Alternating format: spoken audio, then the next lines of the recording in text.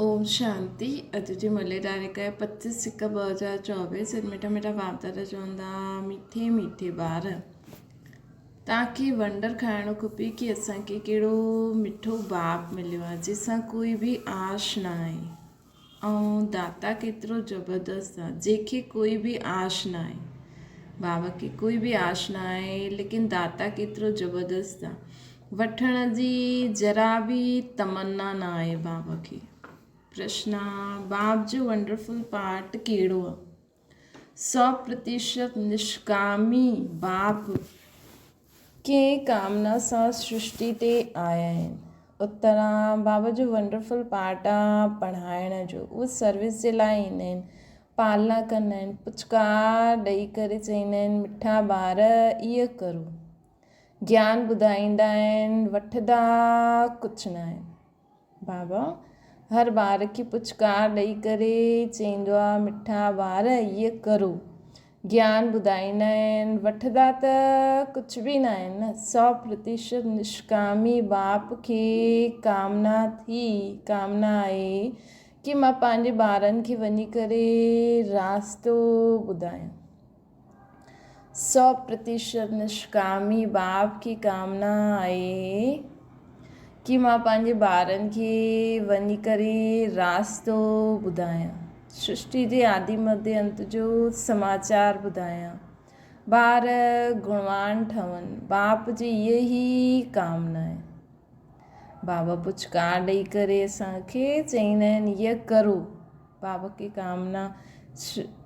खे कामना थी कि मां पंहिंजे ॿारनि खे वञी करे रास्तो ॿुधायां, सृष्टि जे आदि मध्य अंत जो समाचार ॿुधायां, ॿारनि खे गुणवान ठाहियां। त असांजी बि हाणे इहा ई कामना रहे सभिनि जे प्रति कि असां बि सभिनि खे निष्कामी ठही करे बाबा जो रास्तो ॿुधायूं कि बाबा केरु आहे, कीअं असांखे सुख शांती मिलंदी आहे, कीअं असां जीवन में दुख परेशानियुनि सां मुक्त थी सघंदा आहियूं। इहे असांखे कामना हुजे अंदरि। त कंहिंखे बि ॾिसंदे कंहिंखे बि मिलंदे हाणे असांजी इच्छा छा थिए, ईअं न थिए हिनखे ॾियां, ईअं खारायां, ईअं करां, न। असांजी इहा ई इच्छा रहे, इहा ई कामना रहे कि सभी आत्मायूं बाप सां मिली वञनि, सभी आत्माउनि खे बाप जो यथार्थ परिचय मिली वञे, सभी आत्मायूं बाप की यथार्थ रीति यादि करे बाप सां मिलनि मनाइनि, पंहिंजे सभु दुख परेशानियुनि सां मुक्त थी वञनि, सभु सतो प्रधान ठही वञनि, गुणवान ठही वञनि। ओम शांति। मिठे मिठे रूहानी ॿारनि खे रूहानी बाप अहिड़ो मिलियो आहे जो कुझु वठंदो ई न आहे, कुझु खाईंदो ई न आहे, कुझु पींदो ई न आहे, जो उन्हनि खे कोई आश व उमेद न आहे। त उन्हनि खे कोई आश व उमेद न आहे ऐं मनुष्य खे कोई न कोई आश ज़रूरु हूंदी आहे, धनवान ठहूं, फलानो ठहूं, उन्हनि खे कोई आश ई न आहे, उहो त अभोक्ता आहे न। तव्हां ॿुधियो न, हिकु साधू चईंदो हुयो मां कुझु खाईंदो न आहियां, पींदो न आहियां। इहे जीअं कॉपी कंदा आहिनि, सॼे विश्व में हिकु ई बाप आहे जो कुझु वठंदो न आहे। त ॿारनि खे ख़्यालु करिणो खपे कि असां कंहिंजा ॿार आहियूं जो कॾहिं कंहिंखां कुझु वठंदो ई न आहे। त ॿारनि खे ख़्यालु करिणो खपे कि असां कंहिंजा ॿार आहियूं। बाप कीअं अची करे हिन में प्रवेश कंदा आहिनि, ख़ुदि जी कोई तमन्ना न आहे, ख़ुदि त गुप्त आहिनि, उन्हनि जी जीवन कहानी खे तव्हां ॿार ई ॼाणंदा आहियो। तव्हां में बि थोरा आहिनि जो पूरी रीति सम्झंदा आहिनि। दिलि में अचिणो खपे कि असांखे अहिड़ो बाप मिलियो आहे जो न कुझु खाईंदो आहे, न पींदो आहे, न वठंदो आहे, कुझु बि उन्हनि खे दरकार न आहे। अहिड़ो त कोई थी न सघे न। हिकु ई निराकार ऊच ते ऊच भॻवान ई ॻायल आहे न, उन्हनि खे ई सभु यादि कंदा आहिनि। उहो तव्हांजो बाप बि आहे, अभोक्ता आहे, टीचर बि अभोक्ता आहे, सतगुरु बि अभोक्ता आहे, कुझु बि वठंदा न आहिनि। वठी करे उहे छा कंदा? इहे बि वंडरफुल बाप आहे न। पंहिंजे लाइ जरा बि आश न आहे, अहिड़ो कोई मनुष्य हूंदो न आहे। मनुष्य खे त खाइणु कपिड़ो आदि सभु खपे, मूंखे त कुझु बि न खपे। मूंखे त बुलाईंदा आहियो अची करे पतितनि खे पावन ठाहियो, मां आहियां ई निराकार, मां कुझु वठंदो न आहे, मूंखे त पंहिंजो आकार ई न आहे, मां सिर्फ़ु हिन में प्रवेश कंदो आहियां। बाक़ी खाईंदी पींदी हिननि जी आत्मा आहे, मुंहिंजी आत्मा खे कुझु बि आश न आहे। असां सर्विस जे लाइ ई ईंदा आहियूं। सोच करणो हूंदो आहे कहिड़ो वंडरफुल खेल आहे। हिकु ई बाप सभिनि जो प्यारो आहे न, उन्हनि खे जरा बि आश न आहे, सिर्फ़ु अची करे पढ़ाईंदा आहिनि, पालना कंदा आहिनि, पुचकार ॾींदा आहिनि, मिठे ॿार इहे करो, ज्ञान ॿुधाईंदा आहिनि, वठंदा कुझु न आहे। करन करावन बाप ई आहे न। सम्झो कुझु शिव बाबा खे ॾिनो, उहो छा कंदा? टोली वठी करे खाईंदा? शिव बाबा खे त शरीर ई न आहे त वठे कीअं? ऐं सर्विस ॾिसो केतिरी कंदा आहिनि, सभिनि खे सुठी सुठी मत ॾेई करे गुल गुल ठाहे ॾींदा आहिनि बाबा। ॿारनि खे वंडर खाइणो खपे। बाप त आहे ई दाता, दाता बि केतिरो ज़बरदस्त आहे, कोई तमन्ना ई न आहे। ब्रह्मा खे बल फुरणो आहे, एतिरे ॿारनि जी संभाल करणी आहे, खाइणो खिलाइणो पिलाइणो आहे, पैसा बि ईंदा आहिनि, उहे शिव बाबा जे लाइ ई ईंदा आहिनि। असां त सभु कुझु सुवाहा करे छॾियो न, बाप जी श्रीमत ते हली पंहिंजो सभु कुझु सफल करे भविष्य ठाहींदा आहिनि। बाप त 100% निष्कामी आहे। शिव बाबा 100% निष्कामी आहे न। सिर्फ़ु इहे ई फुरनो आहे कि सभिनि खे वञी करे रास्तो ॿुधायां, सृष्टि जे आदि मध्य अंत जो समाचार ॿुधायां। ॿियो त कोई ॼाणंदो ई न आहे, तव्हां ॿार ई ॼाणंदा आहियो। बाप टीचर जे रूप में पढ़ाईंदा आहिनि, फी आदि कुझु न वठंदा आहिनि। तव्हां शिव बाबा जे नाम सां वठंदा आहियो, हुते रिटर्न में मिलंदो आहे न। भले असां शिव बाबा जो ज्ञान ॿुधाईंदा आहिनि त माण्हू ज्ञान ॿुधी करे असांखे ॾींदा आहिनि शिव बाबा जे नाम जो, त बि असां बाबा त उन्हनि जी रखंदो न। बाबा त सभिनि खे रिटर्न में ॾींदो आहे न। ॾिसो बाबा कॾहिं बि कंहिंजो कुझु रखंदो न आहे, सभिनि खे रिटर्न में ॾींदो आहे। बाबा में इहा तमन्ना आहे छा कि मां नर सां नारायण ठहियां। बाप त ड्रामा अनुसार पढ़ाईंदा आहिनि, ईअं न कि हुननि खे आशा कि मां ऊच ते ऊच तख़्त नशीन ठहां। शिव बाबा खे त इहा बि तमन्ना न आहे, ॾिसो कि मां स्वर्ग जो राज्य भाग्य वठां। ॿारनि खे त तमन्ना हूंदी आहे न, असां सुठो पद पाए करे विश्व जो मालिक ठहूं। शिव बाबा खे त इहा बि न आहे कि मां ऊच ते ऊच तख़्त नशीन ठहां न। सॼो मदार पढ़ाई ते आहे, दैवी गुणनि ते आहे, पोइ ॿियनि खे बि पढ़ाइणो आहे। बाप ॾिसंदा आहिनि ड्रामा अनुसार कल्प पहिरियों हिननि जी जो एक्ट हल्दी आहे, साक्षी थी करे ॾिसंदा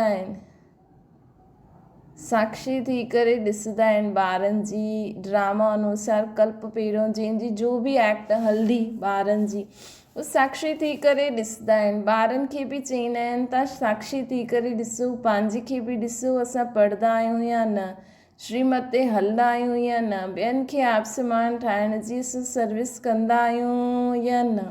बाप त हिननि जे मुख जो लोन वठी करे ॻाल्हाईंदा आहिनि। आत्मा त चैतन्य आहे न, मुर्दे में त ॻाल्हाए न सघनि, ज़रूरु चैतन्य में ई ईंदा न। त बाप केतिरो निष्कामी आहे, कोई आश न आहे। लौकिक बाप त सम्झंदा आहिनि ॿार वॾा थींदा त मूंखे खाराईंदा, इन्हनि जी त कोई तमन्ना ई न आहे कि ॿार स्वर्ग जा मालिक ठही करे मूंखे सॾु कंदा। ॼाणंदा आहिनि ड्रामा में मुंहिंजो पाठ ई अहिड़ो आहे, सिर्फ़ु अची करे पढ़ाईंदो आहे। इहे बि नूंद आहे न, मनुष्य ड्रामा खे बिल्कुलु न ॼाणंदा आहिनि। तव्हां ॿारनि खे इहे निश्चय आहे बाप ई असांखे पढ़ाईंदा आहिनि हिते अची करे। इहे ब्रह्मा बि पढ़ंदा आहिनि, ज़रूरु इहे सभिनि खां सुठो पढ़ंदा हूंदा, इहे बि सुठो मददगार आहे शिव बाबा जो। असां वटि त कुझु धन आहे ई न, ॿार ई धन ॾींदा आहिनि ऐं वठंदा आहिनि, ॿ मुट्ठी ॾींदा आहिनि ऐं भविष्य जे लाइ वठंदा आहिनि। कोई वटि कुझु न आहे त कुझु ॾींदा ई न आहिनि।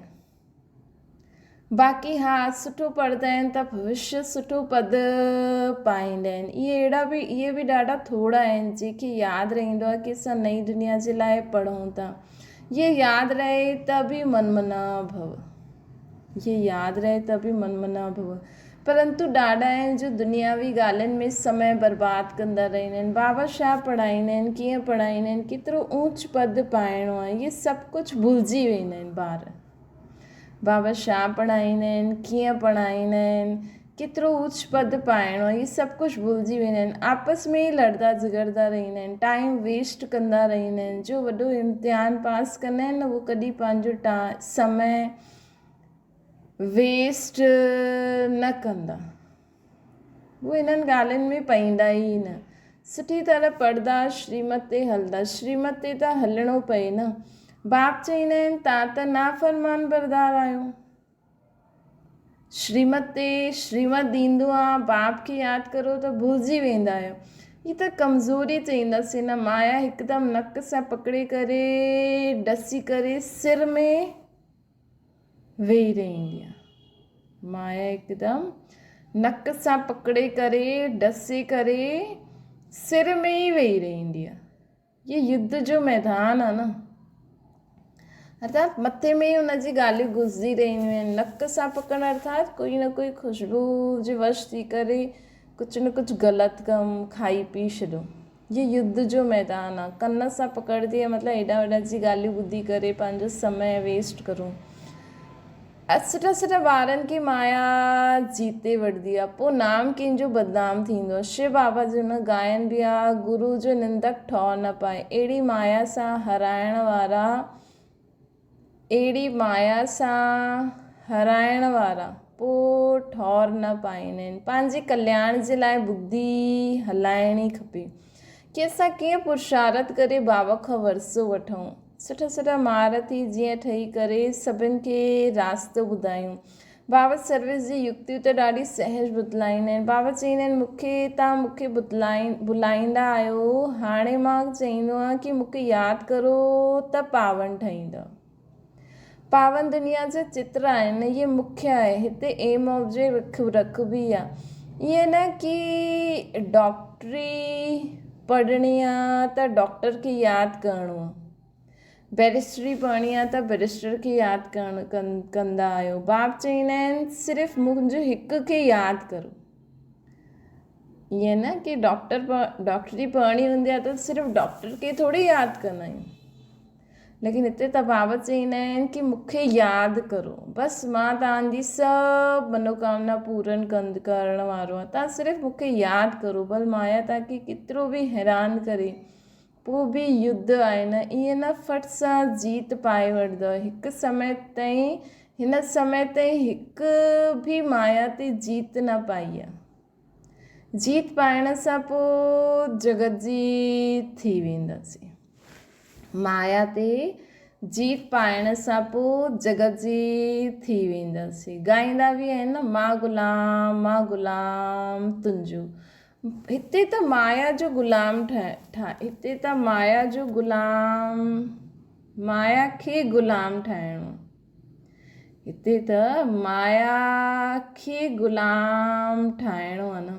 हुते माया कॾहिं दुख न ॾींदी आहे। अॼुकल्ह त दुनिया ई ॾाढी गंदी थी वई आहे। बाबा चवनि था हिते माया खे ग़ुलाम ठाहिणो आहे। हीअ दुनिया ॾाढी गंदी थी आहे, हिक ॿिए खे दुख ई ॾींदा रहंदा आहिनि। त केतिरो मिठो बाबा आहे जंहिंखे पंहिंजे लाइ कोई तमन्ना ई न आहे। अहिड़े बाप खे यादि न कंदा व कोई चए असां शिव बाबा खे मञंदा आहियूं, ब्रह्मा बाबा खे न मञंदा आहियूं। त बाबा केतिरा मिठा आहिनि जंहिंखे कोई तमन्ना ई न आहे। त असांखे बि निष्काम थी करे असांखे ज्ञान ॾियणो आहे। हीअ बि तमन्ना न रखो कि ज्ञान में सुठो हली वञे, असां हुनजे लाइ शुभ संकल्प करे हुनखे मत ॾेईंदा हलूं। हीअ बि न सम्झो कि असांजी मञे, हीअ बि तमन्ना न रखो। जीअं बाबा बि असांखे ज्ञान ॾींदा आहिनि, शुभ संकल्प कंदा आहिनि न। अगरि ॿार न हलंदो आहे, न मञंदो आहे त बाबा छा करनि? बाबा चवंदा आहिनि ड्रामो। अहिड़े बाप खे यादि न कंदा आहिनि। वह कोई चए असां शिव बाबा खे मञंदा आहियूं, ब्रह्मा बाबा खे न मञंदा आहियूं, परंतु इहे ॿई त इकट्ठा आहिनि न। बिगर दलाल सौदो कीअं थी सघे? बाबा जो रथ आहे न, इन्हनि जो नाम ई आहे भाग्यशाली रथ। इहे बि ॼाणंदा आहियो, सभिनि खां नंबर 1 ऊंचो आहे इहो आहे न क्लास में मॉनिटर जो भी मान हूंदो आहे, रिगार्ड रखंदा आहिनि। नंबर 1 सिरकी लधो ॿार त इहो ई आहे न। हुते बि सभु राजा आहिनि जो इन्हनि खे श्री नारायण खे रिगार्ड रखिणो ई आहे न। हुते बि सभु राजा आहियूं श्री नारायण खे रिगार्ड रखंदो न, रखिणो ई आहे। इहा जॾहिं सम्झे तॾहिं रिगार्ड रखण जो अक़ल अचे। हाणे ब्रह्मा बाबा जो त फिक्स आहे कि उहो नारायण ठहींदा ई सही, त इहे बि सम्झो भई शिव बाबा एॾी दुनिया ठाहींदा, हुन में इहो ई नारायण ठहींदा, त हुननि जो त रिगार्ड रखिणो खपे न। हिते जॾहिं रिगार्ड रखणु सिखो तॾहिं हुते बि सिखो, न त बाक़ी मिलंदो छा। शिव बाबा खे यादि बि न करे सघंदा। बाप चईंदा आहिनि यादि सां ई तव्हांजो बेड़ो पार आहे। बेहद जी राजाई ॾींदा आहिनि बाबा। अहिड़े बाप खे केतिरो न यादि करिणो खपे, अंदरि में केतिरो लव हुजणो खपे बाबा जी लाइ। इन्हनि खे ॾिसो बाप सां केतिरो लव आहे। लव त आहे तॾहिं त सोने जो बर्तन ठहिया। जंहिंजो बर्तन सोने जो हूंदो हुननि जी चलन ॾाढी फर्स्ट क्लास हूंदी। ब्रह्मा बाबा जो बाप सां केॾो लव आहे। लव आहे तॾहिं त बाबा खे यादि कंदे कंदे ब्रह्मा बाबा जी बुद्धि सोने जो बर्तन ठही हुई। सोने जे बर्तन वारी बुद्धि जी चलन केॾी फर्स्ट क्लास हूंदी। ड्रामा अनुसार राजधानी स्थापना थियणी आहे, हुन में त सभु प्रकार जा खपनि। बाप चईंदा आहिनि ॿार तव्हांखे कॾहिं बि गुस्सो न अचिणो खपे। बाप चईंदा आहिनि तव्हांखे कॾहिं बि गुस्सो न अचिणो खपे, सम्झाइणो खपे। असां अगरि सर्विस न कंदासीं त गोया टाइम वेस्ट कंदा रहंदासीं। शिव बाबा जे यज्ञ जी कोई सर्विस न कंदा त मिलंदो छा। शिव बाबा जे यज्ञ जी कोई सर्विस न कंदा त मिलंदो छा। सर्विसेबल ई ऊंच पद पाईंदा आहिनि। सर्विसेबल ई ऊंच पद पाईंदा। पंहिंजो कल्याण करण लाइ शौक़ु रखिणो खपे असांखे। त सर्विस करो, मन वचन कर्म कुझु बि थी करे सर्विस करो। पंहिंजो कल्याण करण लाइ सर्विस जो शौक़ु रखो। बाबा चवनि था न कंदा त पद भ्रष्ट थी वेंदो। स्टूडेंट सुठो पढ़ंदो आहे त टीचर बि ख़ुशि थींदा आहिनि, सम्झाइण असांजो नाम वालो कंदा। इन्हनि जे कारण असांखे इज़ाफ़ो मिलंदो। टीचर सम्झंदा आहिनि कि इन्हनि जे कारण असांखे इज़ाफ़ो मिलंदो। बाप टीचर आदि सभु ख़ुशि थींदा आहिनि। सुठा सपूत ॿारनि ते माउ बाप बि क़ुर्बान वेंदा आहिनि। त ॾाढी सुठी सर्विस कंदा आहिनि त बाप बि ॿुधी करे ख़ुशि थींदा आहिनि। त ॾाढनि जी सर्विस कंदा आहिनि, उन्हनि जो ज़रूरु नामाचार थींदो आहे। ऊंच पद बि उहे ई पाईंदा। राति ॾींहुं उन्हनि खे सर्विस जो हुनर रहंदो। खाइण पीअण जी परवाह न रखंदा। सम्झाईंदे गलो ई घुटिजी वेंदो आहे उन्हनि जो। अहिड़ा सिकी लधा सर्विसेबल ॿारनि खे ई ऊंच पद पाइणो आहे। बाबा चवनि था हीअ त 21 जन्मनि जी ॻाल्हि आहे, सो बि कल्पांतर जे लाइ। जॾहिं रिज़ल्ट निकिरंदी तॾहिं सम्झंदा केतिरी सर्विस कई, केतिरनि खे रास्तो ॿुधायो। कैरेक्टर्स खे बि सुधारणु ज़रूरु आहे। महारथी घोड़ेसवार प्यादो नाम त आहे न। सर्विस न कंदा त सम्झणो खपे असां प्यादा आहियूं। ईअं कोई न सम्झे कि असां धन सां मदद कई।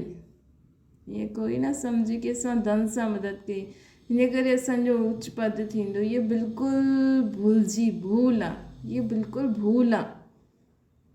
धन सां मदद कई लेकिन ऊंच पद पाई न। मेन त आहे इहे ज्ञान धन दान करणु, ख़ुदि जे चाल चलन व्यवहार शुभ संकल्पनि द्वारा सर्विस करणु। सॼो पदार्थ सर्विस ते ऐं पढ़ाई ते आहे। कैरेक्टर्स बि सुधारणा खपनि। हीअं न असां त धन दान ॾिनो, कैरेक्टर जरा बि सुधरियल उहे न आहिनि, श्रीमत खे पूरो पालन नथा करनि त थोरी ठहींदा हुते ऊंच पद वारा। बाबा ॾिसंदा आहिनि इहे पंहिंजे खे घाटो विझंदा आहिनि। इन्हनि खे पतो न पवंदो आहे। इन में ई ख़ुशि थी वेंदा आहिनि कि असां पैसा ॾिना, इन करे माला में नज़दीक ईंदासीं। परंतु भल पैसा ॾिना लेकिन नॉलेज त न धारण कई, न योग में त न रहींदा आहिनि, त उहे छा कम जा? बाबा चईंदा आहिनि त उहे छा कम जा आहिनि? अगरि रहम न कंदा आहिनि त बाक़ी बाप खे छा फॉलो कंदा आहिनि? अगरि रहम न कंदा आहिनि त बाक़ी बाप खे छा फॉलो कंदा आहिनि? बाप त आया आहिनि ॿारनि खे गुल गुल ठाहिण, त ॾाॾनि खे गुल गुल ठाहींदो आहे न, उन्हनि ते बाप बि बलिहारी वेंदा आहिनि। स्थूल सर्विस में बि ॾाढा आहिनि, जीअं भंडारी जी बाबा ॾाढी महिमा कंदा आहिनि, उन्हनि खे ॾाढनि जी आशीर्वाद मिलंदी आहे। जो जेतिरी सर्विस कंदा आहिनि उहो पंहिंजो ई कल्याण कंदा आहिनि, पंहिंजी हड्डियूं सर्विस में ॾींदा आहिनि, पंहिंजी ई कमाई कंदा रहंदा आहिनि, ॾाढी हड्डी प्यार सां सर्विस कंदा रहंदा आहिनि, मतिलबु प्यार सां, ॾाढी प्यार सां सर्विस कंदा रहंदा आहिनि ॾींहुं राति। जो फिट कंदा आहिनि न, उहो पंहिंजी ई तक़दीर ख़राबु कंदा आहिनि। जो खिटखिट कंदा आहिनि उहो पंहिंजी ई तक़दीर ख़राबु कंदा आहिनि। जंहिंमें लोभ हूंदो उहा सताईंदो, उन्हनि खे उहा सताईंदो। भई अगरि असां में लोभ हूंदो त उहा असांखे सताईंदो न अंदरि ई अंदरि, त उहो ॿियनि खे बि परेशान कंदा आहिनि। तव्हां त वानप्रस्थी आहियो न, सभिनि खे वाणी सां परे वञिणो आहे, पंहिंजे पाण खां पुछिणो आहे सॼे ॾींहं में असां केतिरी सर्विस कंदा आहियूं। कई ॿारनि खे त सर्विस बग़ैर सुख ई न आहे। कोई खे गृहचारी वेंदी आहे बुद्धि ते व पढ़ाई ते। कई ॿारनि खे त सर्विस बग़ैर सुख ई न आहे। बाबा चईंदा न कि सर्विस कंदासीं न त हिकु त असांजो मनन चिंतन हलंदो, ॿियो सभिनि जी आशीर्वाद मिलंदी। सर्विस करण सां बि असांजी ॾाढी खामियूं ख़तमु थी वेंदियूं आहिनि, कमी कमज़ोरी ख़तमु थी वेंदियूं आहिनि ॿियनि जे आशीर्वाद सां। कोई खे गृहचारी वेंदी आहे बुद्धि ते व पढ़ाई ते। बाबा त सभिनि खे हिकु रस पढ़ाईंदा आहिनि। बुद्धि कोई जी कीअं हूंदी आहे, कोई जी कीअं हूंदी आहे। बुद्धि कोई जी कीअं हूंदी आहे, कोई जी कीअं हूंदी आहे। पोइ बि पुरुषार्थ त करिणो खपे न त कल्पांतर जो पद ईअं ई थी वेंदो। पिछाड़ी में जॾहिं रिज़ल्ट निकिरंदी त सभु साक्षात्कार थींदो। साक्षात्कार करे करे पोइ ट्रांसफ़र थी वेंदासीं। शास्त्रनि में बि आहे न, पिछाड़ी में ॾाढो पछताईंदा आहिनि कि मुफ़्त सां समय वेस्ट कयो, कल्पांतर जो ॾाढो धोखो खाधो, कल्पांतर जो ॾाढो धोखो खाधो। बाप त सावधान कंदा रहंदा आहिनि। इन करे रोज़ु मुरली पढ़णी खपे। रोज़ु मुरली ई असांजो साम्हूं आईनो आहे। मुरली पढ़ंदा वञो, ख़ुदि खे ॾिसंदा वञो कि मां केरु आहियां, ऐं पोइ ख़ुदि खे सुधारंदा बि वञो। उते एक्सेप्ट करो, हा बाबा मूं में ये ग़लती आहे, बाबा खे एक्सेप्ट करे ॿुधायो, मञो, ऐं पोइ बाबा खे यादि करे उनखे ख़तमु करो न समय। जो चहिरे ते ॾिसंदा आहियूं, अगरि आईने में ॾिसंदा आहियूं चहिरे ते दाग़ आहे त हुनखे मिटाईंदा आहियूं न। यही बाबा चवनि था कि मुरली आईनो आहे, हुन में पंहिंजे पाण खे ॾिसंदा वञो, पढ़ंदे पढ़ंदे ख़ुदि खे चेक कंदा वञो, ऐं बाबा जी यादि जी शक्ति सां उहो कमी कमज़ोरी उहो विकार बुराई ख़तमु कंदा वञो। बाबा चईंदा आहिनि कल्पांतर ॾाढो धोखो खाईंदा। बाप त सावधान कंदा आहिनि। शिव बाबा जी त इहा ई तमन्ना आहे कि ॿार पढ़ी करे ऊच पद पावनि। कोई पंहिंजी तमन्ना न आहे, उन्हनि जो उन्हनि जे कम जी बि कोई वस्तु ई न आहे। बाप सम्झाईंदा आहिनि ॿार अंतर्मुखी ठहो। दुनिया त सॼी ॿाहिरमुखी आहे, तव्हां ठहो अंतर्मुखी। पंहिंजी अवस्था खे ॾिसणो, सुधारण जो पुरुषार्थ करिणो। अच्छा मीठे मीठे सिके लॾे ॿारनि प्रति माता पिता बाप दादा जो यादि प्यार ऐं गुड मॉर्निंग। रूहानी बाप जी सभिनि रूहानी ॿारनि खे नमस्ते। असांजी बि रूहानी माता पिता बाप दादा खे यादि प्यार गुड मॉर्निंग ऐं नमस्ते। धारणा जे लाइ मुख्य साक्षी थी करे स्वयं जे पाठ खे ॾिसो। असां सुठी रीति पढ़ी करे ॿियनि खे पढ़ाईंदा आहियूं या न? आप समान ठाहिण जी सेवा कंदा आहियूं, ॿियनि खे आप समान ठाहिण जी सेवा कंदा आहियूं। पंहिंजो समय दुनियावी ॻाल्हियुनि में बर्बाद न करो। ॿियो आहे अंतर्मुखी ठही पंहिंजे पाण खे सुधारणो आहे, पंहिंजे कल्याण जो शौक़ु रखिणो आहे, सर्विस में बिज़ी रहणो आहे, बाप समान रहमदिल ज़रूरु ठहिणो आहे। हाणे जीअं बाबा जी हिकु ई आशा कि मां सभिनि खे सतो प्रधान ठाहियां, सभिनि खे शुद्ध ठाहियां, सभिनि खे पावन ठाहियां, सभिनि में दैवी गुणनि जी धारणा थी वञे। असां में बि इहे ई तमन्ना रहे। असां त ज्ञान ॾींदा रहूं, कुझु बि वठणु अगरि कोई ॾिए बि थो त बि इहे न सम्झूं कि मूंखे था ॾियनि। मां त सभु कुझु मां त आत्मा बाबा जी आहियां, सभु कुझु बाबा जो। अगरि कोई ॾिए बि थो त उहो शिव बाबा जे लाइ ॾिए थो, त बाबा हुनखे पंहिंजे पाण ई रिटर्न ॾेई छॾंदा। असांखे स्वीकार न करिणो आहे कि अरे मूंखे हिननि इहा चीज़ ॾिनी, मुंहिंजे लाइ ॾिनी, न बाबा जे लाइ ॾिनी। वरदाना हर समय पंहिंजी दृष्टि वृत्ति कृति सदा सेवा में रखण वारा पक्का सेवादारी ठहो। सेवादारी अर्थात हर समय श्रेष्ठ दृष्टि सां, वृत्ति सां, कृति सां सेवा करण वारा, पंहिंजी दृष्टि वृत्ति कृति सां सेवा करण वारा। जंहिंखे बि श्रेष्ठ दृष्टि सां ॾिसंदा त उहा दृष्टि बि सेवा कंदी। वृत्ति सां वायुमंडल ठहींदो। कोई बि कार्य यादि में रही करे कंदा आहियो त वायुमंडल शुद्ध थी वेंदो आहे। ब्रह्मण जीवन जो श्वास जी सेवा आहे। जीअं श्वास न हलण सां मूर्छित थी वेंदा आहियूं, ब्रह्मण आत्मा सेवा में बिजी न त मूर्छित थी वेंदी आहे। इन करे सदा सेवा में बिजी रहो। हिन करे जेतिरो स्नेही ओतिरो सहयोगी, ओतिरो ई सेवाधारी ठहो। जेतिरो स्नेह आहे बाबा सां, ओतिरो बाबा जे कार्य में सहयोगी, ओतिरो ई सेवाधारी बि। असांखे सेवा बि त करणी आहे। स्लोगन आहे सेवा खे खेल सम्झो त थकंदव न, सदा लाइट रहंदव। सेवा खे खेल सम्झंदव त कॾहिं बि थकंदव न, सदा लाइट रहंदव। बाबा चवंदा अव्यक्त साइलेंस द्वारा डबल लाइट फरिश्ते स्थिति जो अनुभव। सदा डबल लाइट स्थिति में रहण वारा निश्चय बुद्धि निश्चिंत हूंदा। जेका सदा डबल लाइट हूंदा न, मां आत्मा लाइट ऐं सभु ॻाल्हियूं बाबा खे ॾेई छॾिया, उहे सदा निश्चय बुद्धि निश्चिंत हूंदा कि असां सफलता त असांजे हर कदम में आहे। उड़ती कला में रहंदा। उड़ती कला अर्थात ऊची ते ऊची स्थिति। उन्हनि जी बुद्धि रूपी पांव धरनी में न हूंदो। धरनी अर्थात देहभान खां मथे।